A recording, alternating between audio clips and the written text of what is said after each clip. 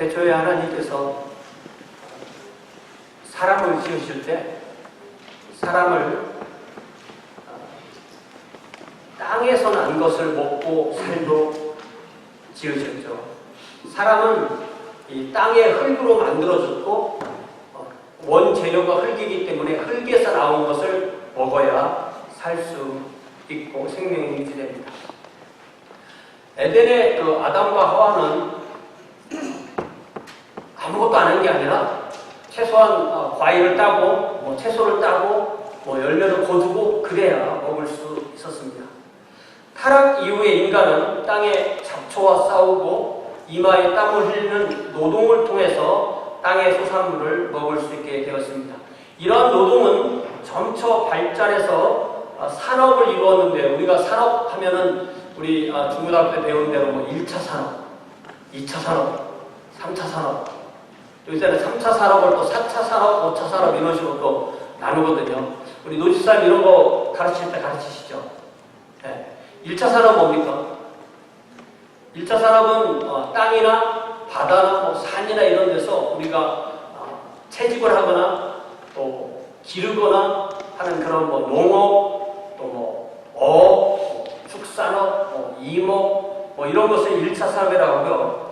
2차 산업은 1차 산업에서 거둔 걸 가지고 공장에서 다시 그것을 가공해서 만들 때를 2차 산업이라고 하고, 3차 산업은 옛날에는 3차 산업 이렇게 요새는 또 그걸 나눕니다. 3차 산업은 1차 산업과 2차 산업의 결과물을 사고 파는 상업이나 금융업이나 수송업이나 서비스업 등을 3차 산업이라고 하고, 4차 산업은 정보, 또 의료, 교육, 또 5차 산업은 오락, 또 패션, 레저 이런 건데요. 그러면 공무원이나 군인이나 이런 건 몇 차 산업이라고 합니까? 그 산업이라고 하나요? 공무원, 군인. 3차 서비스 혜택. 네, 그것도 이제 섬기는 거니까 그렇겠네요. 네. 한 사람의 생애를 또 보면 우리는 태어나서도 죽을 때까지 돈을 씁니다. 그죠? 돈을 쓰는데 어느 기간 동안은 돈을 벌기도 하면서 쓰기도 하고 어느 기간은 그냥 쓰기만 하고 그래요. 그래서 돈을 버는 일을 직업이라고 하는데요. 직업. 네. What do you do? 미국 오니까 그런 거 많이 물어보더라고요. What do you do? What is your job? 이런 말을 잘 물어봐요. What is your occupation? 이런 것도 이렇게 물어보더라고요. What do you do for living? 이렇게 말할 때 직업인데, 이게 최근에 뭐라 그러냐면요. 한자 우리가 직업 그러잖아요. 직업 이럴 때 이 직하고 업이 다른 거라네요. 직이라는 것은 하늘이 내려줘서 소명으로 받아서 그거를 하고 살다가는 굶을 수도 있는 그런 좀 거룩한 것을 직이라고 합니다. 그래서 예를 들면 교사업이라고 하죠. 교사직이라고 해요.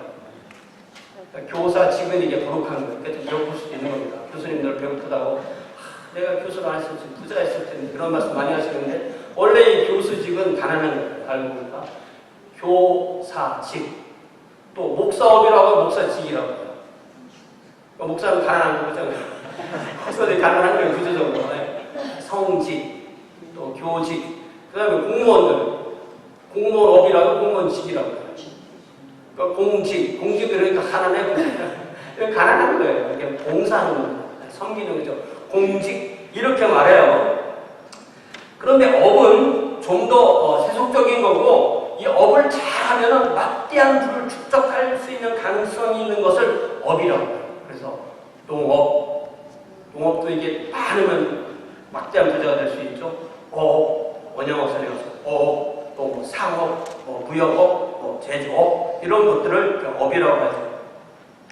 또 사람은 혼자 일하는 것보다 공동의 목적을 가지고 함께 모여서 그 노동과 재화를 집약할 때 더 많은 결과를 낸다는 것을 알고 회사를 만들죠.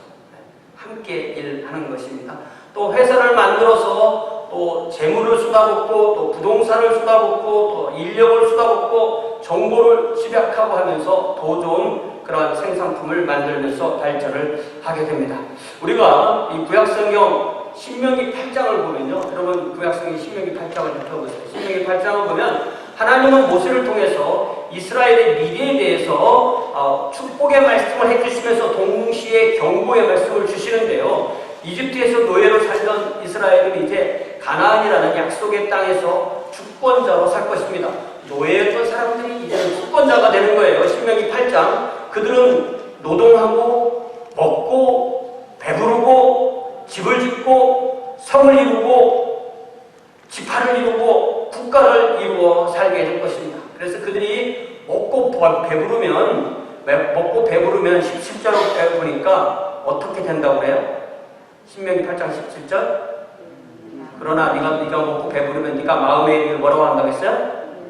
내 능력과 힘으로 내 손의 힘으로 누가? 내가 이 재물을 얻었다 말할 것이다. 이게 너나 할 것이 사람이 다 이렇다는 겁니다. 그러니까 우리가 이런 말 해본 적 있죠? 네. 이게 다 우리에게 있는 성품인 것 같아요. 그렇지만 하나님은 그게 다가 아니라는 겁니다. 내가 했다는 말이 맞는 것 같은데 내 능력과 내 손에 힘이 있어야 재물을 얻기 때문에 맞는 것 같은데 어느 직업이 있더라도 능력과 힘이 있어야 먹고 살 수 있을 것 같은데 하나님은 거기서 한 칸 더 나가서 뭐라고 말씀하시냐면은 18절에 뭐라고 말씀하세요? 내 하나님 여호와를 기억하라. 그가 너에게 재물 얻을 능력을 주셨습니다.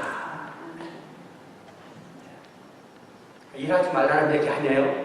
손에 있는 기술 무시하지 말라는 얘기 아니에요. 그러나 그 능력, 그 힘을 주신 분이 바로 하나님이심을 알고 하나님을 기억하고 하나님께 감사하며 살라는 거죠. 우리 손에 능력과 힘을 주셔서 일하게 하시고 그 일을 통하여 재물을 얻게 하시고 먹고 살게 하시는 분이 바로 우리 하나님이십니다.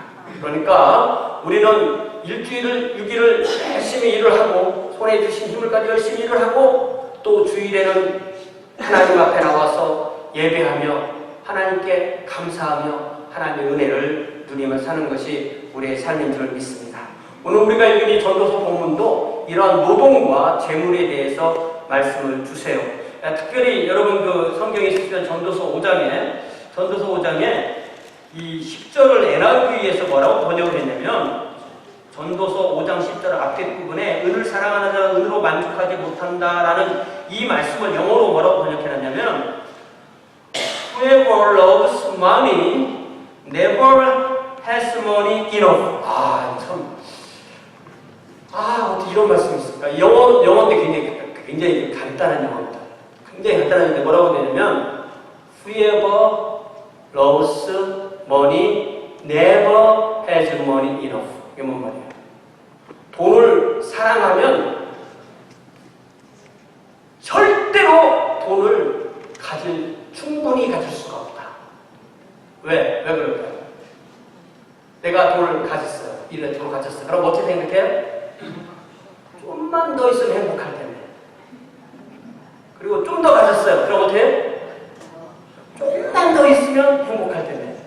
이걸 목사들 버전으로 바꾸면 주일에 몇 명 참석하세요? 그러면 100명 참석한다고 해봐요. 만약에 목사들이 보통 말하자면 교회는 한 150명에서 200명 있을 때가 제일 좋아.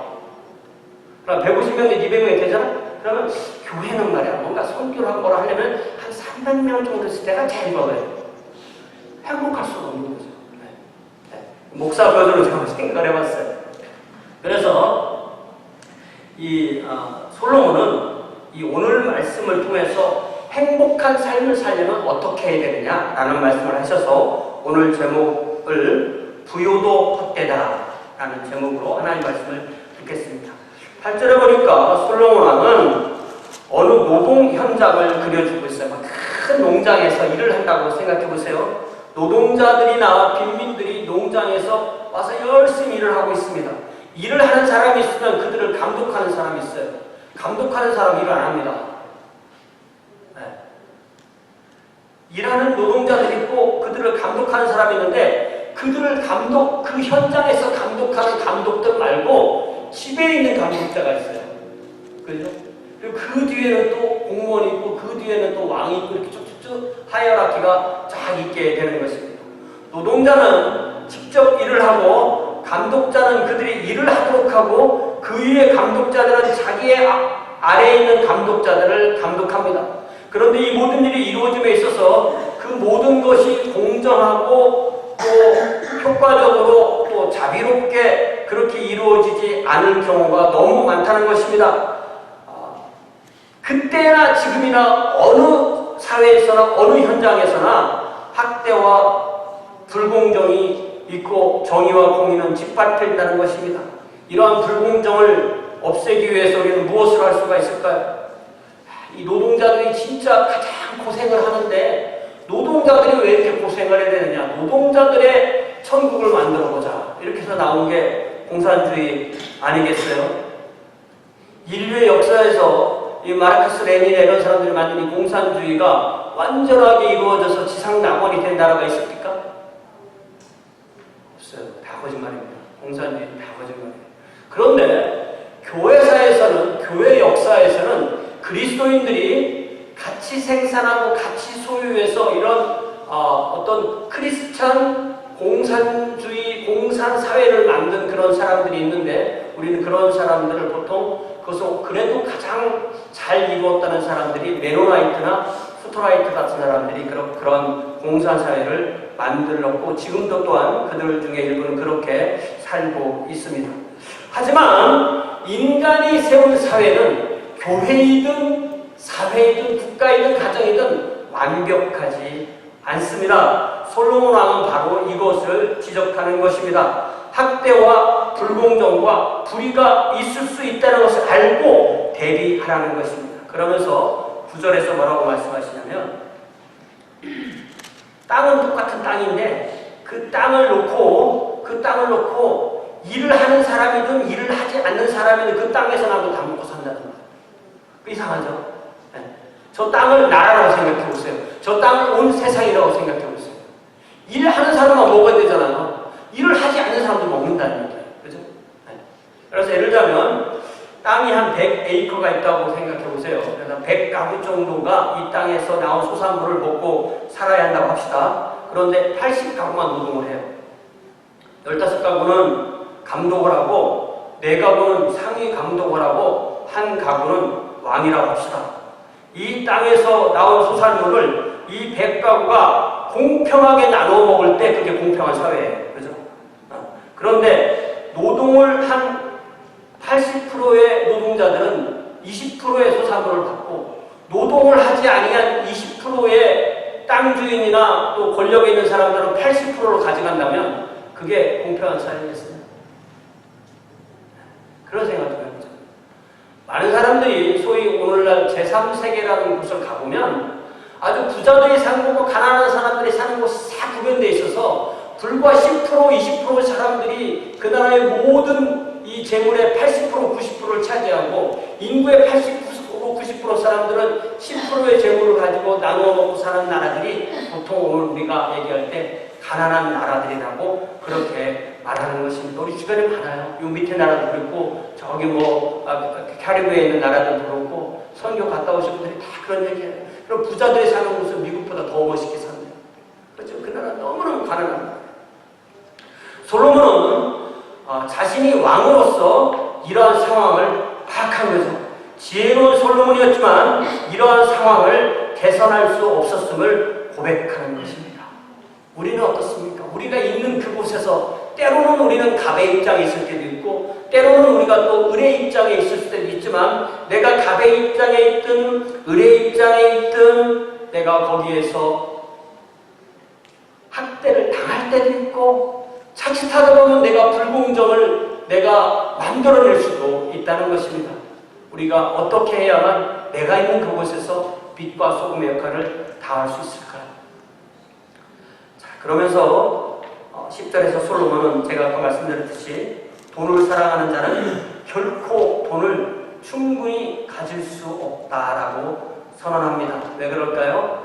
더 갖기 원하기 때문입니다. 그러니까 재물을 사랑하는 자마다 결코 그 수입으로 만족할 수 없다고 선언합니다. 여기 보면은 돈을 사랑하고 재물을 사랑하고 이런 말이 나와요. 네. 돈을 사랑하고 재물을 사랑하고. 자, 여러분 보세요. 하나님이 계시고 사람이 있고 재물이 있어요. 네. 단순하게 말해서 하나님이 계시고 사람이 있고 돈이 있어요. 네. 자, 그러면 하나님은 누구세요? 하나님 우리가 예배할 대상이죠. 사람은 뭐예요? 사람 우리가 사랑해야 되죠? 돈은 뭐예요?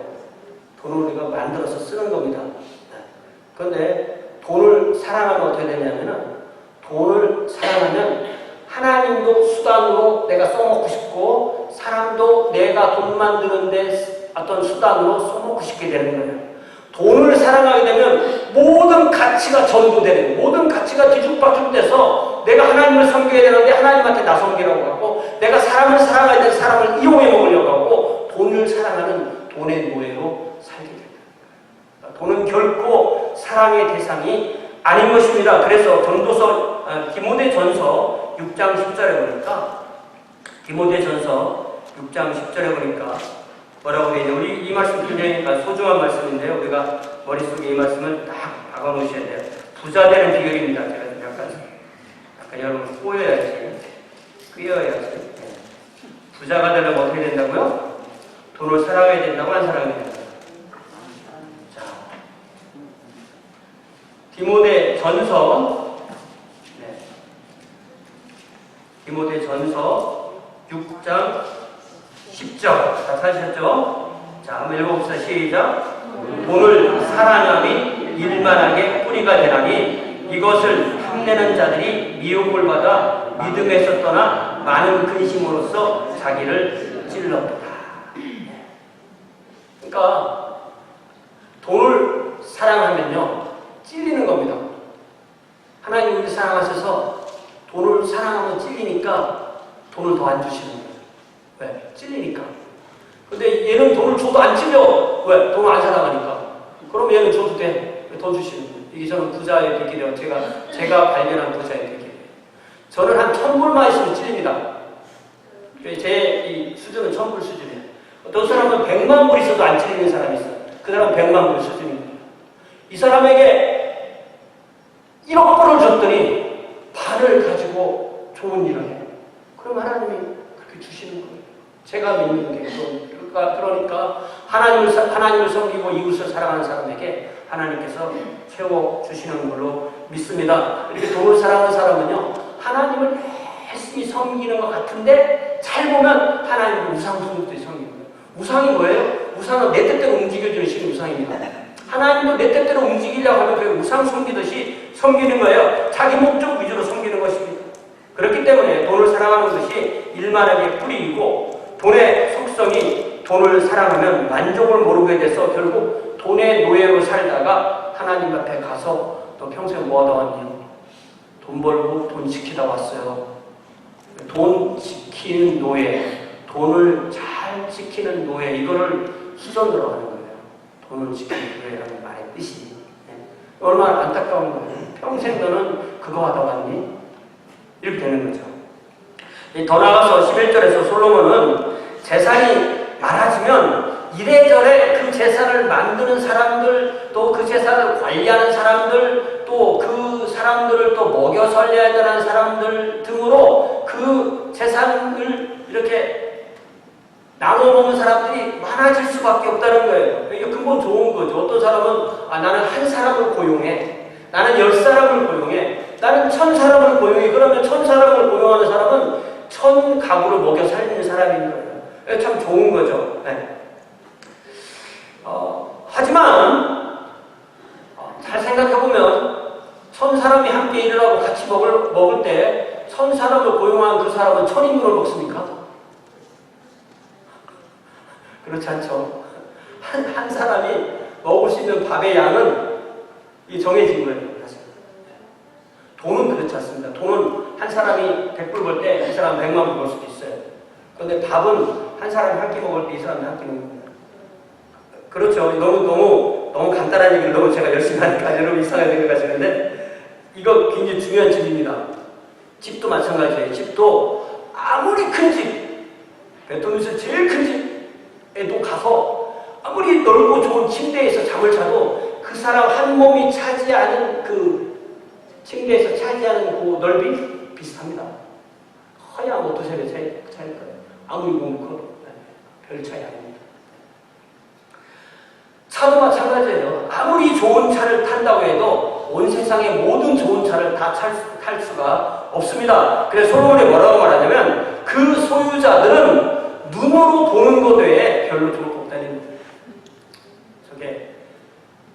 많은 사람들을 먹여 살리는구나. 나를 통해서 하나님께서 역사하십니다. 이거로 한정되어 있다는 것입니다. 나이가 먹고 부자가 된다고 해도 더 나아가서 나는 나이가 먹을수록 건강해져. 나이가 먹을수록 나는 더 핸섬해져. 나는 나이가 먹을수록 또 먹는 종류도 많아. 보통 이렇게 안 됩니다. 나이 먹을수록 안 핸섬해지고요. 나이 먹을수록 먹을 수 있는 종류가 점점 줄어들어요.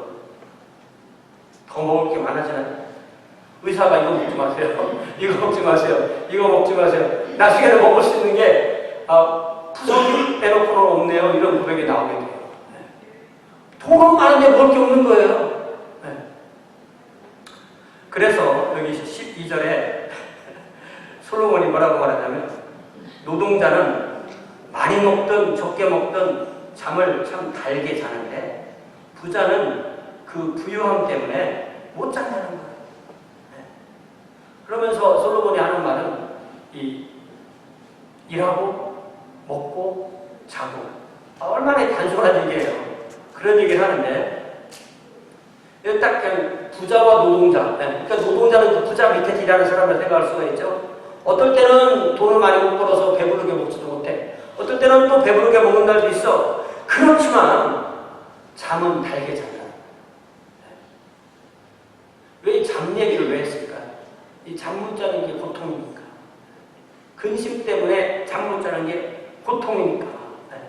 부자는 재산을 지키기 위하여 밤에도 단잠을 즐기기 어렵다는 것입니다. 무엇이 문제입니까? 가장 중요한 것은 마음의 평안과 기쁨 그리고 행복과 만족인 것입니다. 하나님을 신실하게 섬기고 가족을 사랑하고 이웃과 화평을 누리고 공동체의 발전을 위해서 봉사하는 삶이 바로 복이 있습니다. 만족과 불만족의 변주곡이 우리의 사실은 나날입니다. 어떤 사람들은 자족하라 그러면 자족하면은 가난해지면 가난한 대로 계속 살라는 말입니까? 이렇게도 생각을 해요. 사실은 제가 볼 때 이 만족과 불만족은 이렇게 좀 이렇게 변주법적으로 있는 것 같아요. 제가 F 맞아가지고 우리 아내가 갖다 주면서 나 F 맞았는데 잘했지? 그러면 너무 잘했지? 이렇게 하겠어요? 그 만족이 아니거든요.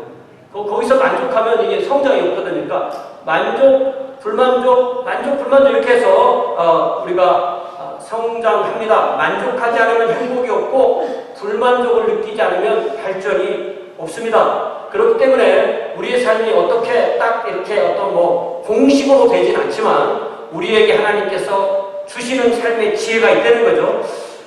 그러면서 여러분 성경 누가복음 16장을 보시면 누가복음 16장 이 말씀이 어떤 사람들은 되게 이 본문이 어려워 이렇게 말하거든요. 절대 어려운 부분이 아니에요. 누가복음 16장이 소위 불의한 청지기 비유라는 이 말씀은 잘 보면 우리가 왜 이 말씀을 헷갈려 하냐면 마치 우리 주님이 나쁜 짓 한 사람을 칭찬하는 것처럼 또 물질 자체가 악한 것처럼 이렇게 설명한 것 같아서 헷갈려 하는데 그런 것이 아니고요. 이것은 이 이야기를 극대화하기 위해서 강조해서 말해서 그렇게 말씀하시는 거예요. 근본이 핵심이 되는 구절이 바로 9절인데요. 누가복음 16장 9절에 보니까 내가 너희에게 말하노니 누가복음 16장 9절 무엇으로? 불의의 재물로. 그러니까 뭐냐면은 나쁜 짓 해서 버는 재물 이런 뜻이 아닌 거예요. 재물 그 자체는 영원한 가치가 없기 때문에 하나님의 영적인 것과 비교하면 이건 세상적인 것이 되는 뜻입니다. 불의라는 말은 그러니까 세상적인 재물로 친구들을 사귀어라. 그러면 그 재물은 언젠가는 없어질 때가 오는데 그 재물이 없어질 그때에 그 친구들이 너희를 영주할 처소로 안내하리라. 이 친구들이 누구겠어요? 우리 주님이십니다. 이 친구들이라고 복수로 되어 있지만 우리에게 주어진 모든 기회, 우리에게 주어진 모든 재산, 우리에게 주어진 모든 삶이라는 이 세상에서 끝나는 이 삶이라는 모든 것을 투자해서 우리를 영원한 처소로 인도할 우리 주님을 친구로 삼으라는 것입니다. 여러분, 그 예수님이 여러분의 친구세요.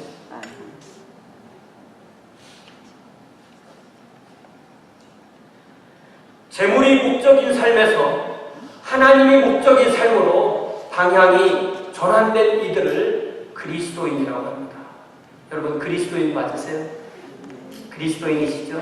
그러면 우리의 삶의 목적이 재물이 아니고 우리의 삶의 목적이 바로 하나님의 삶으로 바뀐 줄 믿습니다. 이러한 완전한 전환이 이루어지는 저와 여러분 되시기를 주님의 이름으로 축원합니다. 우리 주님께서 이 산상수훈을 말씀하시던 1세기 초의 갈릴리는 오늘날 우리랑 비교해 볼 때 훨씬 더 가난했을 거예요. 그렇죠? 하루 벌어 하루 먹는 그런 노동자들이 훨씬 많은 그러한 이 이스라엘 주권도 없는 나라에 그것도 변방 이방인들과 섞여 살고 늘 그 학대와 고난 속에 있던 그 사람들 노동자이거나 땅의 소산물을 의지해서 살아있는 사람입니다. 매일의 삶은 무엇을 먹을까 무엇을 입을까 그것으로 걱정해야만 했습니다. 오늘 우리도 무엇을 먹을까 무엇을 입을까 걱정하는 사람들이 있는데 어떤 사람들은요 뭘 안 먹을까 걱정하는 분들 있더라고요. 아, 이거 먹으면 안 된대요. 저거 먹으면 안 된다요. 나 이거 안 먹어야 되는데 이거 안 먹어야 되는데 또 이거 안 입어야 되는데 이거 안 입어야 되는데 무엇을 또 안 입으려고 또 걱정하는 분들 있더라고요. 네.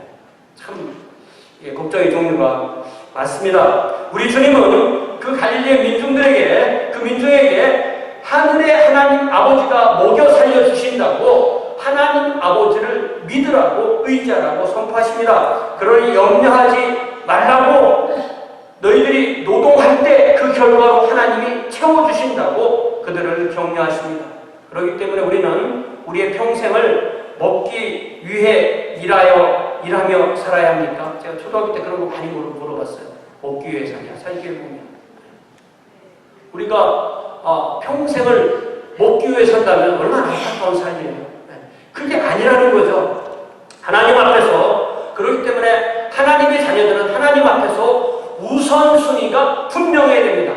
우리 주님께서는 그 우선순위를 가르쳐 주시는 거죠. 그래서 제가 주보에 마태복음 5장 33절 말씀을 써드렸는데요. 우리 주님께서 주신 삶의 우선순위예요.